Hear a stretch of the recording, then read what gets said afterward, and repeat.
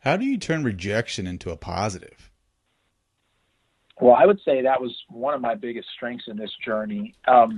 It involves one, making sure that you're very, very dedicated to your goal, and two, making sure that you handle criticism the right way.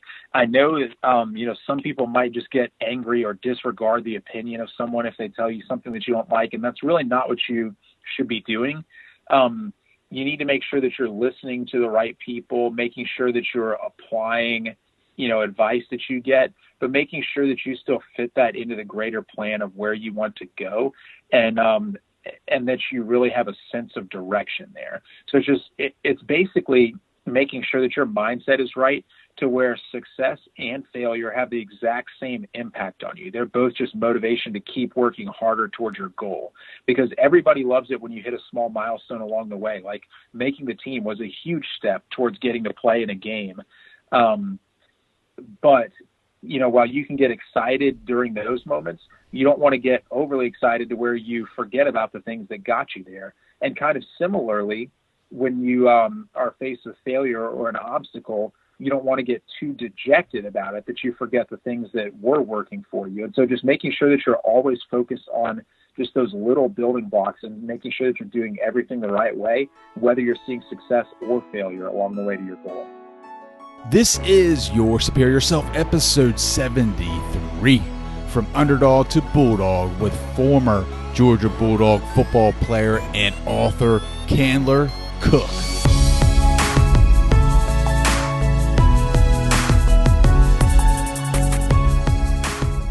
What is up? What is up? What is going on, Superior Nation? Welcome back to another episode of Your Superior Self. I'm your host, Trey Downs, and I'm fired up because I get to talk about football today on this episode. I love it. I used to play it. Don't anymore. Getting older, and it hurts when you get tackled. So don't really do any of those activities anymore, but I am fired up to be able to talk to today's guest, Candler Cook. He is the modern day Rudy. If you read his book, you'll see that he has no quit in him. Candler's story is very inspiring. It's everything that you want in a great story, in a great book. But I'll get to more of that in a moment. Right now, I want to read for you an excerpt from the book, The Millionaire Mind, from Dr. Thomas J. Stanley. I picked this book up today when I was heading out to the gym. The pool. I don't read when I go to the gym. I don't go to the gym, so I go to the pool. And I was reading this book, and this quote that I'm going to read for you hit me like I don't know, like a linebacker on a slot receiver. Just to keep with the theme of today's episode. And this quote goes like this: keep one fact in mind. The successful population, regardless of intellect, is more heavily criticized than the unsuccessful. In fact, I believe that criticism is a necessary form of hazing, the tempering of steel, the boot camp for candidates wanting to succeed. When I read that quote, it was really powerful for me, because it made me realize that there is no finish line, right? Like everything that we do in our daily lives and our routines is getting us better, and people see us getting better and they don't necessarily like it. So they're going to say a lot of their opinions. They're going to say some negative things about what we're doing. The better that you get, the bigger the target on your back. And that is just the conditioning of getting and reaching success. That is just, it's going to happen. Like he says, it's the tempering of steel. It's the boot camp for candidates that want to reach that success. It is something that you're going to have to endure, that's going to make you stronger. And in the words of David Goggins, it's going to callous your mind and make you stronger. You want to get better, right? Like you shouldn't have a finish line. You shouldn't want to reach a goal one day and be done. Every day is going to be a struggle. Every day is going to be a challenge. And it's in those challenges and in those struggles where you get a little bit better. And you should never have that finish line. We should never want to stop getting better. And a part of getting better is having to hear those negative sayings, that negative feedback from people that are seeing what you're doing and have those opinions. They might be jealous. They just might be jealous of what you're doing. And to kind of generalize some of the teachings that I've been learning recently is that anybody can choose to step up their game. They can realize that if they put in the work, if they put in the effort, they can achieve whatever success is to them. And to prove that, that's why I'm bringing Candler Cook on the show, is because his senior year, he was a fourth string football player, and he managed to work his way up to getting on the Georgia Bulldog football team and actually dressing. And that is a huge accomplishment. But to solidify the fact that there should not be any finish lines in your life, he didn't stop there. Like he didn't let that be his pinnacle of success. He took that momentum and he applied it to his personal life, and now he's an author and he's writing books, and I'm sure he's applying that momentum to other areas of his life. And that's what you should do. There should never be an end goal, right? Like, I mean, I say that there shouldn't be an end goal, but there should be a goal. But once you hit that goal, you should take that momentum and take that feeling of accomplishment and apply to different areas in your life that you don't feel comfortable in. And everything's a challenge. So if you're in a position where you're not liking the situation that you're in, look at it as a new way to challenge yourself, right? So if you're in a job that you don't necessarily like, look at it as a challenge, as a stepping stone to get to where you want to be. Every challenge makes us better, and that's how you have to look at it. I can go on this for days, guys. Thank you so much for downloading this episode. Please leave a rating and a review. It helps out the show. It helps me scale to new audiences and finding new people that need a little bit of inspiration. I appreciate everything that you guys done for me as far as supporting the show. I truly am appreciative of all your love on Facebook, all your support. You guys are the best, seriously. And I'm excited about today's show. So a little bit about Candler Cook. As a lifelong Bulldogs fan, Candler decided at the age of 7 that he wanted to play football for the University of Georgia. Despite being only a fourth-string linebacker on his high school squad, he remained laser-focused on his quest. Rejection followed rejection, but he refused to give up, even when others insisted that he never make the team. After years of intensive workouts and grueling self-reinvention, Candler Cook finally played his first football game for University of Georgia 1,543 days after he walked into the coach's office and requested a tryout. Powerful stuff, guys. I'm excited about the show. So without further ado, here is my conversation with Candler Cook.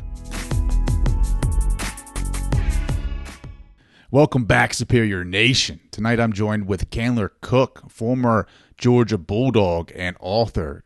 Candler, welcome to the show, man. Thanks for having me on. I really appreciate it.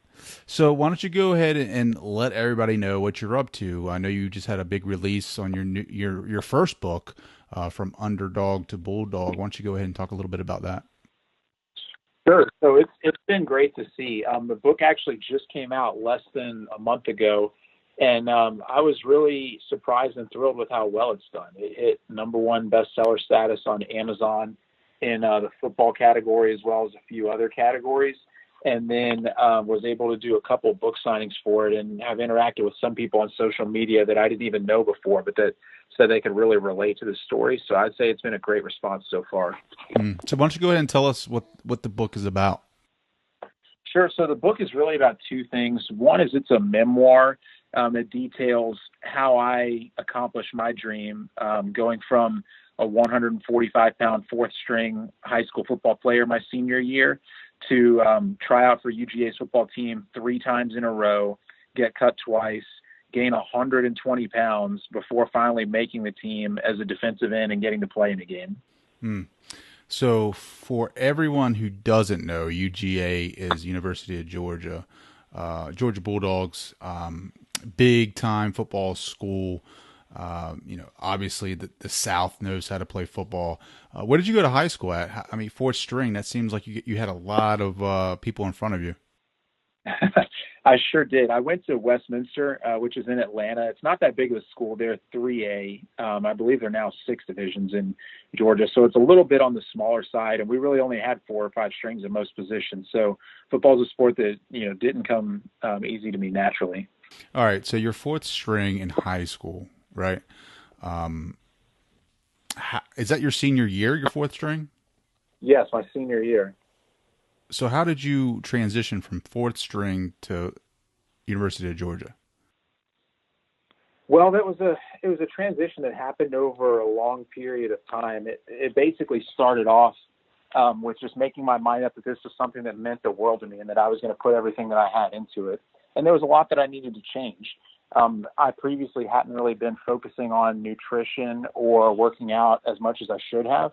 So I started eating a ton more food, making sure it was healthy food, started structuring my strength training plans, making sure that I was working out on my own outside of tryouts and outside of team workouts so that I was making sure to improve more than anyone else, because if I only got better at the same rate as everyone else trying out, there's no way that I would catch up to them. So it was kind of a slow progression going from, eating 6 really healthy meals a day to 7 to 8. It eventually became 10 in order to break through some plateaus. And along the way, I continued to increase my speed, my size, my technique, and then eventually just got to the point where there was no way that they could say no to me being on the team. So you walked on, right? Yes. And tell me about that process. When you went to University of Georgia, was that a dream for you? Like, why Georgia? Sure. Well, it started off just growing up. I was a huge University of Georgia football fan. Both my parents went there. I grew up going to a couple games each fall with my dad, and I always just had a lot of respect and admiration for the team. And I just made my mind up that I wanted to be one of those guys on the field someday. And even when, just life and other circumstances were dictating that probably was not going to be the case, I refused to let go of that and just continued to push and push until I was finally able to make it happen. At any point, did you want to quit? There were definitely moments of doubt. I'd say the best example of that was after the second time when I tried out. I had already at this point put on 70 pounds. I had dropped half of a second off my 40 time and improved significantly. And everything seemed to be pointing towards I was at least in the running to make the team. And I found out at the end of that tryout period, which was after the spring football game, that I was cut from the team. And when I got back to my locker to take all my things out to clear space for somebody who had made the team, I saw a review sheet there. And I pulled it out and read it, and it basically highlighted in no uncertain terms that I was nowhere near close to making the team. It said that I was too small, too slow, too weak, a Division III football player at best, and that I should strongly consider giving it up. And that was just so tough to read, especially after nearly 2 full years of just making insane amounts of progress. And I decided to keep that and make copies of it and, read that and internalize it. And just any time when I was ever struggling, just go back to that review sheet and just think about how, each one rep, each one meal, each one sprint was going to be the difference between me making the team or never making the team. And so I would say that there were definitely a lot of obstacles and moments of doubt, but if your mind is set the right way, then those are really just opportunities to show your resolve. Tell me, you walk into the locker room, you see this review. It is basically saying, stop trying to get on this football team. Like, tell me that emotion in that moment when you read those words. I was really deflated because the first time that I tried out for the team, I had only bulked up by that point to 185. I was still the slowest one out there. And I kind of knew that first time that I didn't belong. That second time, it really seemed like the gap between me and at least the other walk-ons was not that large. And so I thought that I was at the very least on the fence in terms of being in consideration to make the team. And to hear that was just so disheartening. It just basically felt really empty, really trying, and just knowing that, they didn't even want me to come back out and try out again was just a really tough moment. But basically enabled me to sharpen my approach, because at that point I took a step back and was willing to reevaluate everything that I was doing, including the position that I played.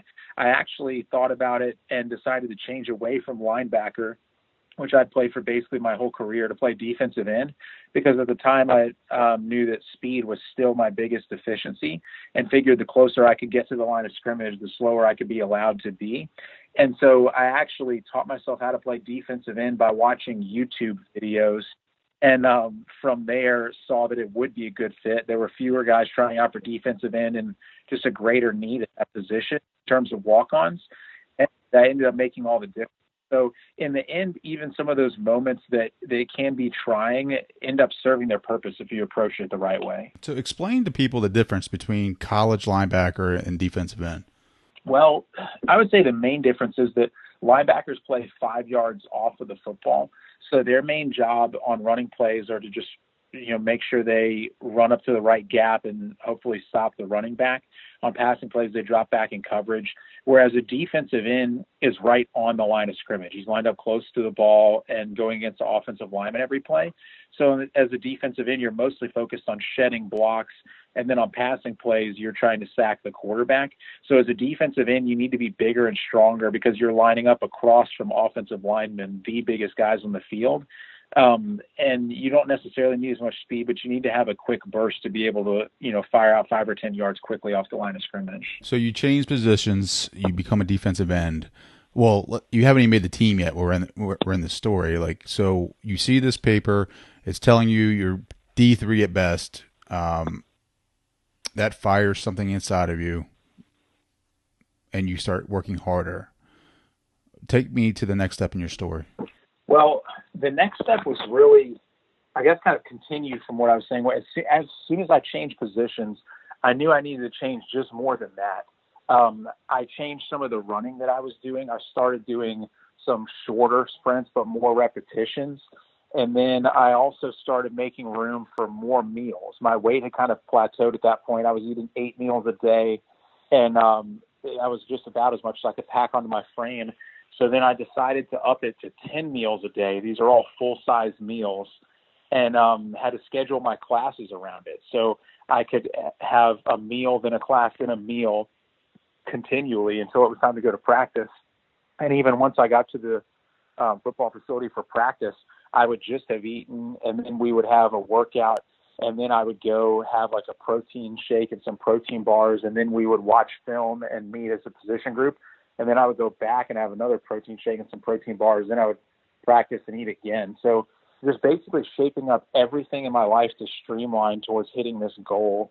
And I would say some of those things made all the difference, just making sure that every day that I was putting together all the right building blocks to get from where I was to my goal, which was nothing complicated. It was all simple things, but there are things that I had to make sure that I do every day. Things like just making sure that I eat as much healthy food as possible, that I'm doing as many football drills as possible, and that I'm doing the right stuff, in the gym and in sprints. And so just putting together all those building blocks day after day, really enabled me to continue making progress from that trying point to the point where the next year when I tried out, the first thing that the team did was test me for steroids, because they could not believe that after already putting on 70 pounds, that I put on another 50 pounds in 9 months following getting cut.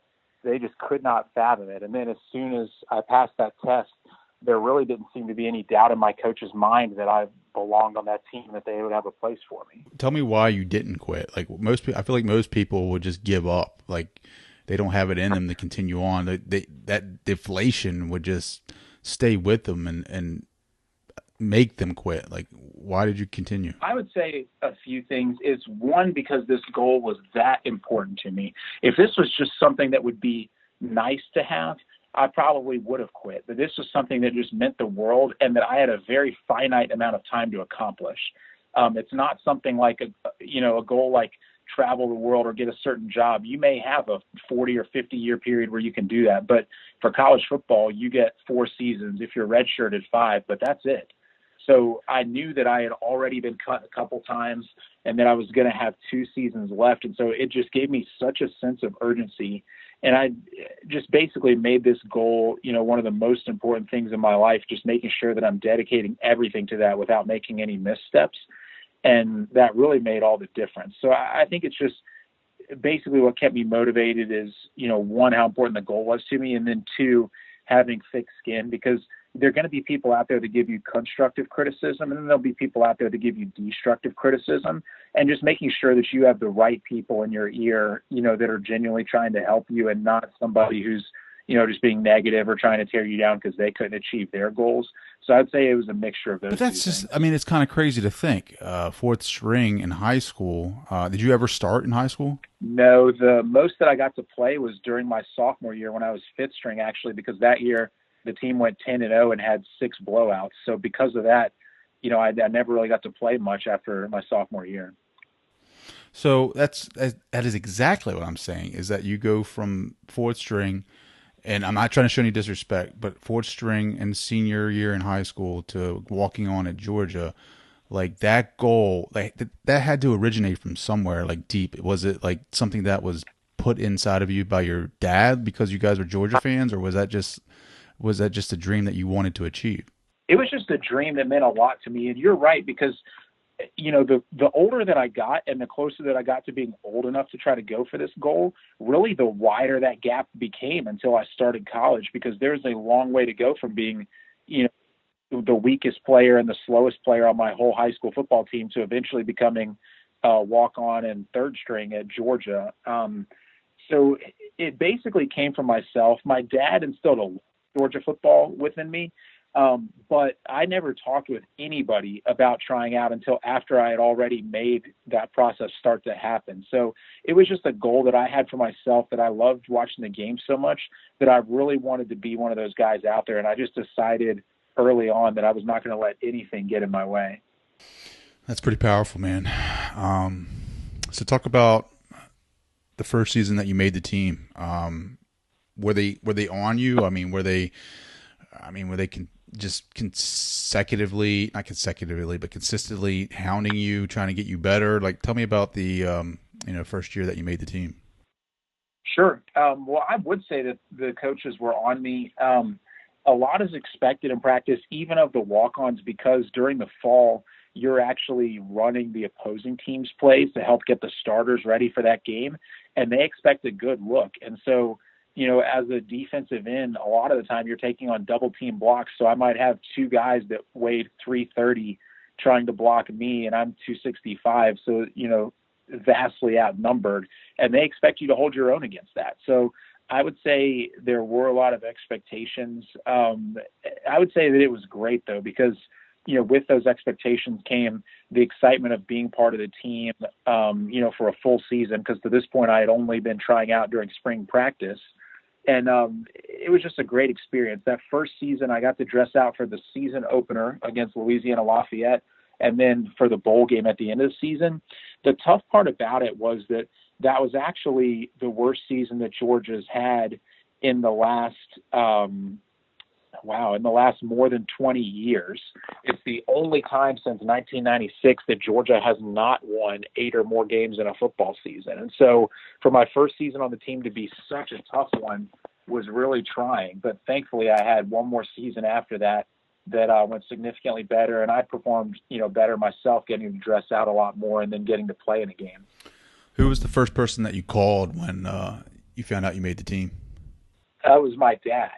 I was just so excited. I was told that I made the team in a meeting with my position coach, Rodney Garner. And I remember that it was hard to even focus on everything that he said after the words, I made the team, because I was just so excited. I don't know if I had always envisioned that like streamers would come down from the ceiling or something, but I remember walking into the locker room after that and just feeling like this is finally my locker room. I'm not just like a guest or a visitor in here.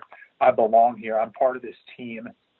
And I called my dad, just so excited, because I had just been, fighting this battle over and over and really been on the losing end of it for so long. And to push through and then finally get that redeeming moment was just a great feeling.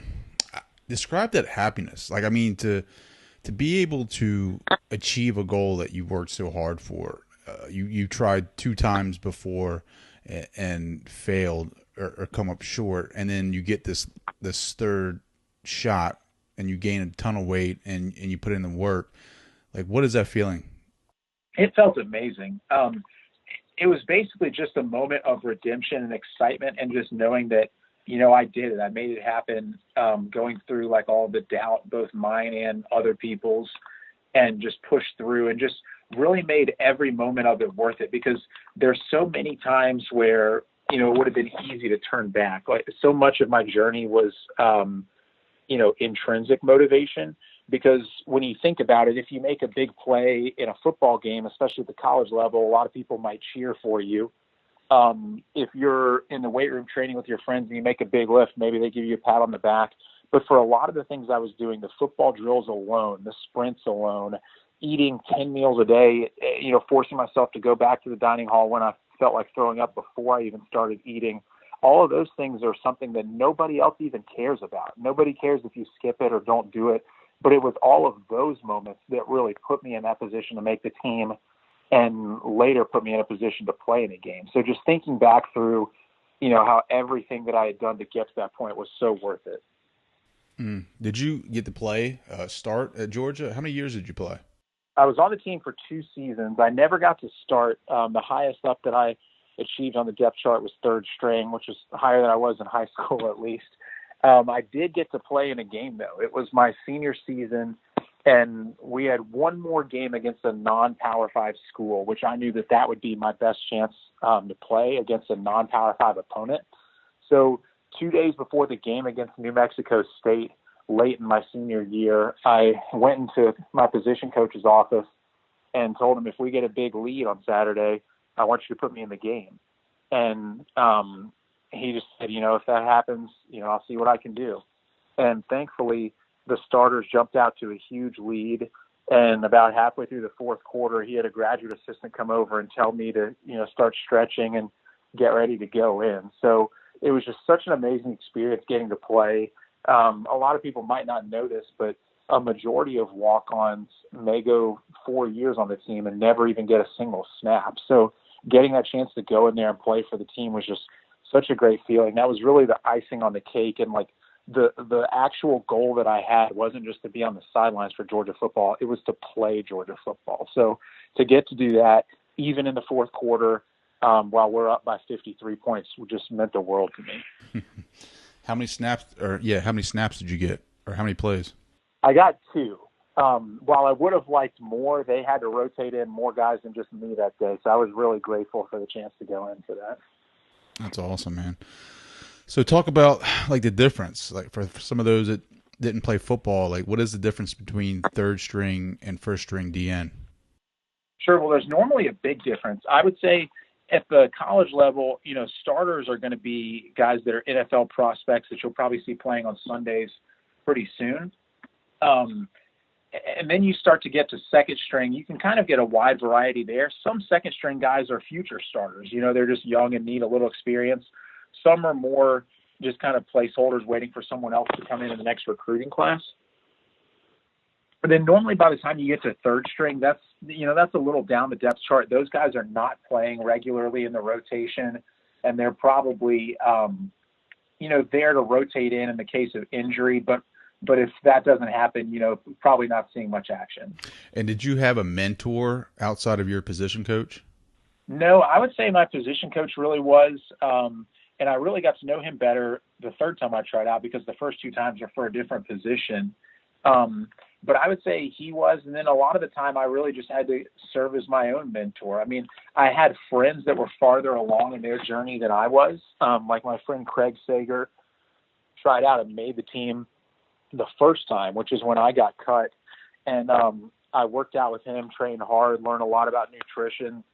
Another friend of mine, Jarrett Moore, was a fantastic workout partner, and he helped me design a lot of workouts. But, a lot of this was a very self-driven quest, and a lot of it I didn't know the answer to. I would spend a lot of time, maybe Googling what NFL players did to work on bulking up, and, what kind of drills did they do, what kind of things they eat to put on lean muscle, and kind of just winging it and putting it together on my own. Who was the head coach when you were there? It was Mark Richt. So he was in his 10th and 11th seasons when I played for him. So, he'd been well established, already won 2 SEC championships, and, on his way to becoming the second winningest coach in Georgia history. Wow, that's pretty impressive. Like, did you get to get any access to him? Did you get to, get some of his guidance? I did, and it was great. He was such a personable guy, and he made sure that he, really showed each player that he cared about them. And there was one practice, it was the week of the Tennessee game, my senior year, when I had just finished showering after practice, grabbed my things, and walked out of the football practice facility. And as I was walking across the field, he was walking the other direction. He just stopped and just said, like, "Hey, Candler, just wanted to let you know that I really appreciate what you're doing for this team." And, it made me really thankful that a head coach who has a ton of stuff going on in his mind, like from preparing the starters for that week's game to recruiting to managing all the assistant coaches, just the fact that he would notice like something about every player on the team, including someone who's third string, I think just says a lot about him as a coach. So talk about your book. Like, this is first off, what do you do, in the day? Like, this is your first book. So what is your day job? Sure. So I work in private equity for a firm called Atticus Franchise Group. They own and operate a bunch of different franchises. A couple examples are Massage Envy, Wingstop, and Mako. And I'm basically in charge of financial reporting as well as mergers and acquisitions for them. So how do you go from that to writing this book? Like, what was the inspiration? Well, the inspiration really came from just watching one of my younger friends go through this and serving as a mentor to him. His name's John Huff. He's 4 years younger than me, had the exact same dream. And so a couple of years after I finished playing at Georgia, he was asking me, what is this tryout like? What do I need to be ready for? When? Who do I even talk with about trying out?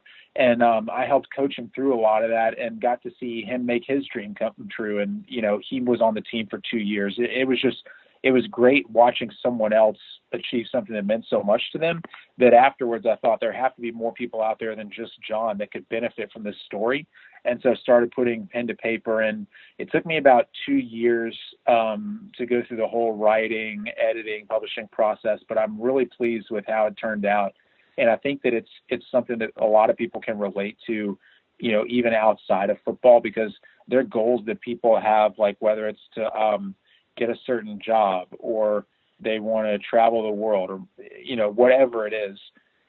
A lot of the lessons that I talk about in this book can apply to other areas when it's just making sure that you set concrete goals and set little milestones along the way so that you can celebrate victories, so that it just doesn't seem like a long string of failures. Things like being able to handle both failure and success properly, because there's going to be a lot of both along the way towards achieving any goal. So I think it's something that, I just really felt like a lot of people would be able to relate to. And based on the response that I've had so far, I think that's been the case. So I'm really pleased with it. So is this like a hacker's guide to walking on to college football? In some ways it is. I kind of lift up the curtain and talk about, what goes on behind the scenes, and it can differ by university. I know there's some big football schools that have walk-on tryouts for 1 hour. You just do drills for 1 hour, and you either make the team or you don't. At Georgia, walk-on tryouts last 4 months. You go through workouts with the team, then you go through mat drills, then you go through spring practice, then you play in the spring game, then you do more workouts, then you find out if you made the team. So it can be different by team, but this is definitely a good behind-the-scenes look at college football for anyone out there who's a football fan, and then also a self-help book beyond that. So give me like one tip to walk on. What should I be doing? Well, I would say make sure that you're training yourself the right way. And by that, I mean, make sure that you study your position and know the exact requirements of it. I mean, just look up online or talk with people and learn, how much should you be lifting? How much should you weigh? How fast should you be? And make sure that your skill set and your development is aligning with that position. Have you done any speaking? Have you had any speaking opportunities because of the book? I have had a few. I actually spoke at my old high school, and then spoke at with a group called Merging Vets and Players, MVP, which is a great group that involves former athletes as well as veterans, and really enjoyed the chance to speak at both of those. And afterwards, some people reach out and say, they feel like they went through something similar. And so that's always great to hear from my standpoint, is just when someone else, hears something that really resonates with them. I mean, this is really a inspirational book. I feel like a lot of people struggle with self-reinvention. What advice would you give them if they're struggling with that right now? I would say make sure that you're willing to take a step back in your evaluation of yourself. Especially after I got cut the second time, there were some things that I had to take a look at and say, well, maybe I'm really not as good at this one area as I thought I was. And for a long time, I was so comfortable with playing linebacker that it was just kind of beating my head against the walls. That's the only thing I wanted to play because that's what I've always played. But I had to be willing to let go of that and try a new approach in order to make it.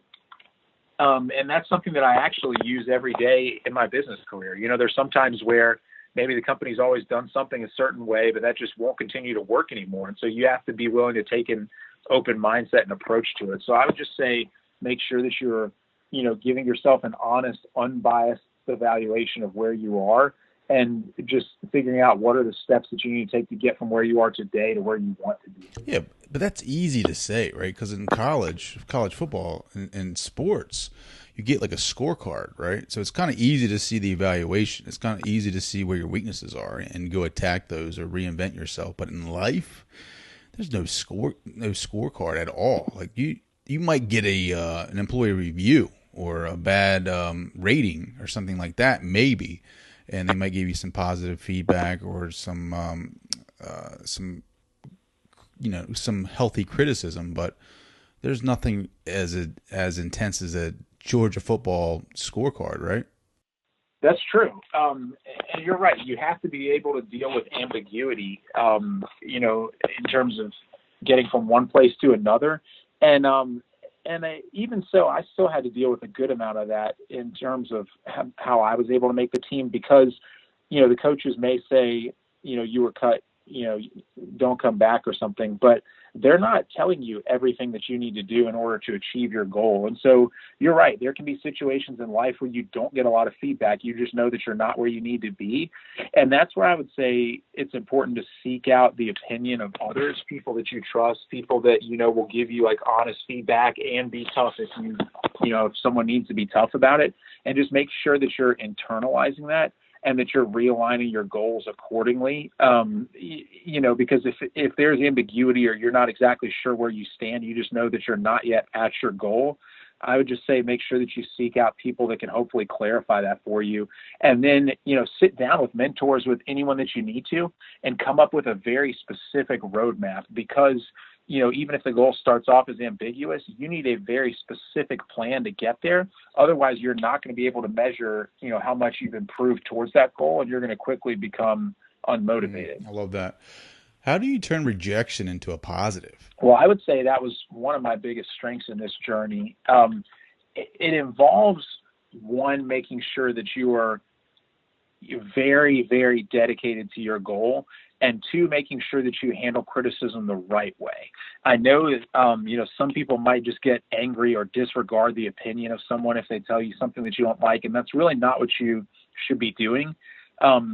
You need to make sure that you're listening to the right people, making sure that you're applying, advice that you get, but making sure that you still fit that into the greater plan of where you want to go, and that you really have a sense of direction there. So it's basically making sure that your mindset is right to where success and failure have the exact same impact on you. They're both just motivation to keep working harder towards your goal, because everybody loves it when you hit a small milestone along the way. Like making the team was a huge step towards getting to play in a game. But while you can get excited during those moments, you don't want to get overly excited to where you forget about the things that got you there. And kind of similarly, when you are faced with failure or an obstacle, you don't want to get too dejected about it that you forget the things that were working for you. And so just making sure that you're always focused on just those little building blocks and making sure that you're doing everything the right way, whether you're seeing success or failure along the way to your goal. So your book is released on Amazon and it automatically starts, topping the charts. Like, talk to us about that. Like, what was that feeling like? That was amazing. I was actually just leaving the gym when I saw my phone light up. This was on the day when the book came out. It had been out about 12 hours.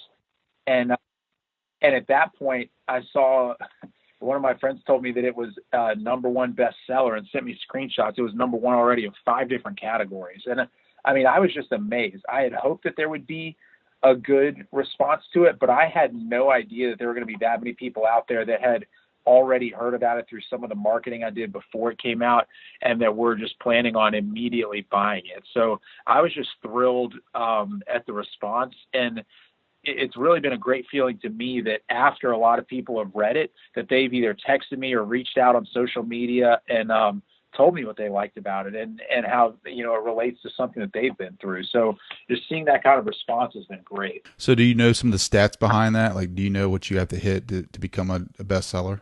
Well, it depends. The easiest answer is for Amazon. It's basically during the last 24 hours, your book has to be one of the top selling ones.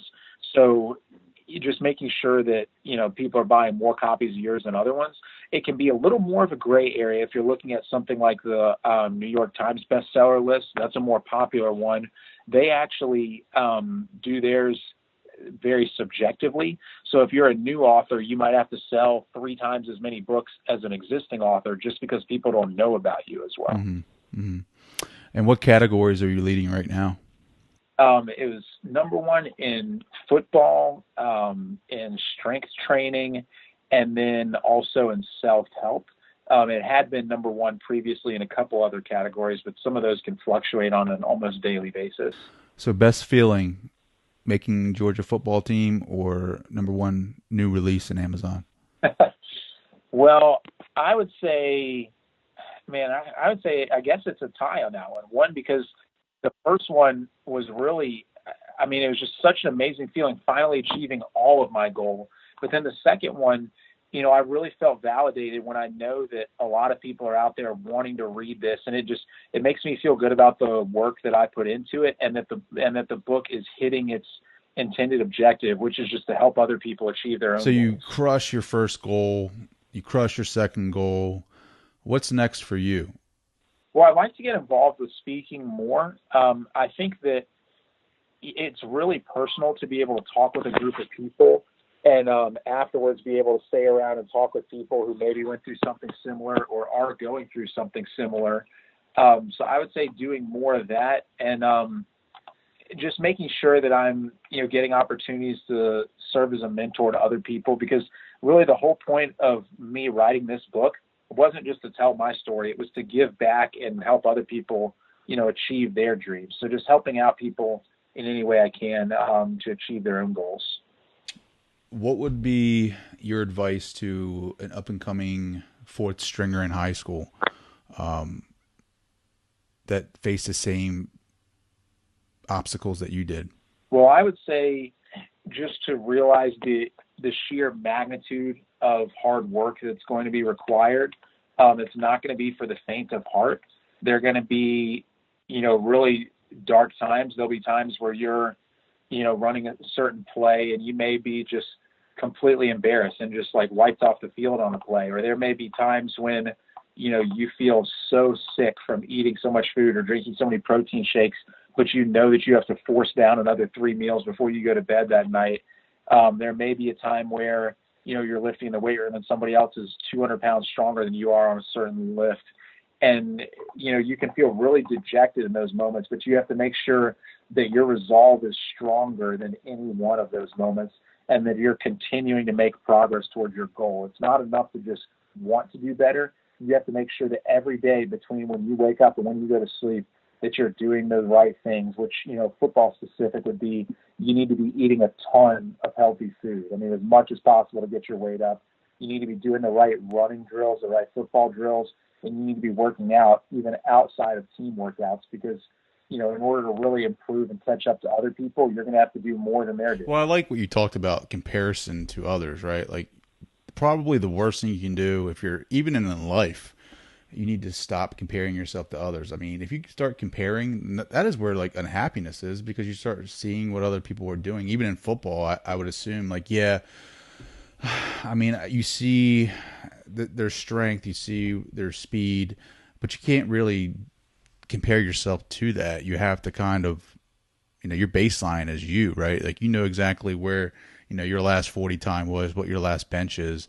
You need to kind of use those as a baseline and then kind of work towards something better, right? You're exactly right. And that's one of the most important lessons from my book is basically you need to compare yourself to you and not anyone else, because comparing yourself to other people, while that will occasionally happen or other people will do that for you, that's not what's going to get you better. Maybe that's a measuring stick where compared to other people, you've improved a lot. Like, if, for instance, each time I tried out, compared to other people, I had improved, a significant amount more.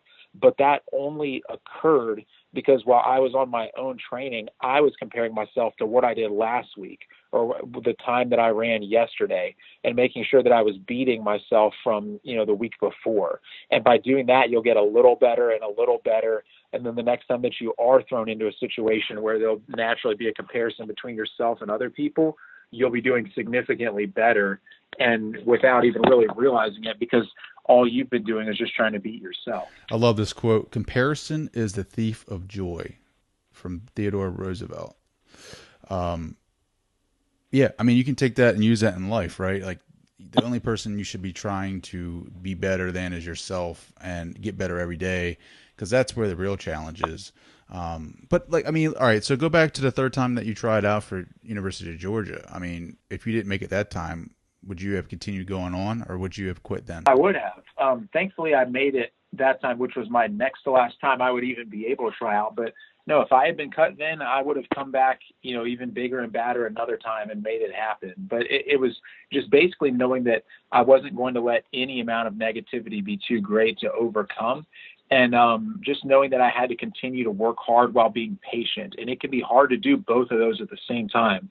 A lot of people can do one of those or the other one, but there was a lot of hard work and patience that went in at the same time, to the point where it was 1,543 days between when I first walked into the coach's office to ask to try out and when I finally got to play in a game. So in that 1,543 days, there was a ton of rejection that occurred, but I kept my mind on my goal. I kept track of small goals that I achieved along the way and stayed motivated. What is the message that you want people to get out of this book? I would say that you can do anything you put your mind to, only if you're willing to put in the work for it. You have to be willing to lay out a plan, make sure that you have concrete goals and that you have smaller goals along the way. And then you have to continue to measure yourself against the plan honestly and make sure that you're making all the progress in the right areas that you need to, getting feedback from both results that you can see as well as others along the way, and just making sure that you don't let either failure or success distract you along the way. How can people connect with you, Candler? Sure. Well, they can reach out to me via email. It's candlercook@gmail.com, or they can feel free to add me on either LinkedIn or Facebook to talk more about the book. That's awesome, man. So at the very end of my show, I like to have you kind of speak directly to the audience. I imagine that they're in life or at work. Let's say they're at work, or even a college football player who's facing rejection and needs to reinvent themselves, and they're really considering giving up. Like, what would be your advice? But what would be your pep talk to them? I would say that you need to look deep down and think about how much this goal means to you and how excited you would be if you achieve this goal. Because if it's something big enough and important enough, you should be willing to go through anything to make it happen. And so, that means being willing to, face ridicule, overcome objection, being willing to just push through obstacles and become a better version of yourself until you finally achieve that goal.